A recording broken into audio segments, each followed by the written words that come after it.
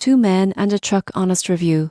App: the pros, the cons. If you've ever faced the stress of moving, the Two Men and a Truck app promises to make the process smooth and simple, but does it deliver? One of the biggest pros is convenience. Most people get this wrong by assuming moving apps are just scheduling tools. The Two Men and a Truck app allows you to request quotes, schedule moving services, and track your movers in real time.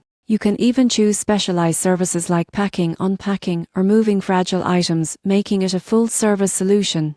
The app also offers transparency. You can see pricing upfront, read customer reviews, and receive notifications about arrival times. For example, if your movers are delayed, the app alerts you so you're not left waiting without updates, a feature many users appreciate. Another advantage is professional service. The company is known for trained movers who handle items carefully, reducing the risk of damage. This can be particularly valuable for long-distance moves or relocating high-value items. However, there are cons. Some users report that the app can be glitchy when checking availability or updating bookings. Pricing can vary based on location, and last-minute changes may not always be reflected accurately in the app.